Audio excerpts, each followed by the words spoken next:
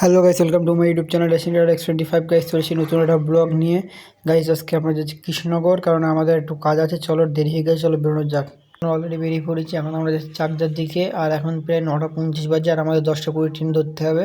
আর যদি দেরি হয়ে যায় তাহলে আমাদের এখন 1 ঘন্টা অপেক্ষা করতে হবে, কারণ আমাদের যেতে হবে কৃষ্ণনগর।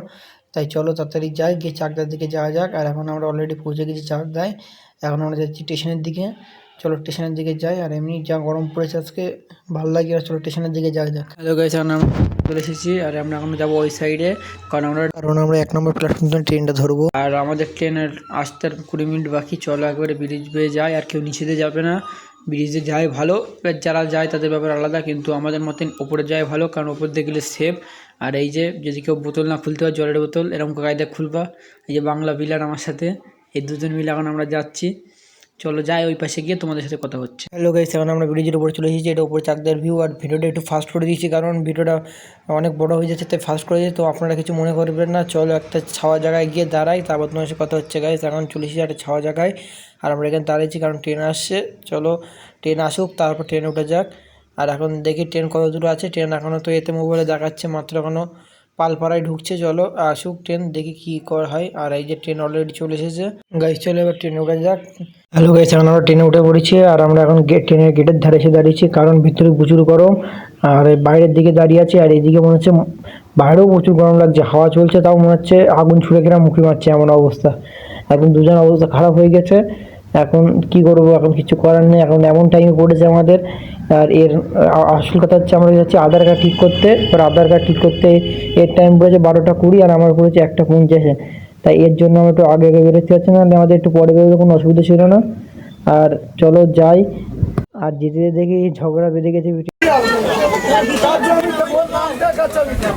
হ্যালো গাইস, দেখতে পেরেছো ঝগড়া বেঁধে গেছে। তাই ঝগড়া তো থেকে আমাদের লাভ নেই। চলো আমাদের তো আমাদের আসল জায়গায় যেতে হবে, আর আমাদের কাজ করতে হবে। ঝগড়া থেকে লাভ নেই। আর এখন দেখি ট্রেনটা স্টেশনে এসে দাঁড়িয়ে পড়েছে। কী জন্য দাঁড়িয়েছে বলতে পারবো না, মনে হয় সিগন্যাল পাচ্ছে না।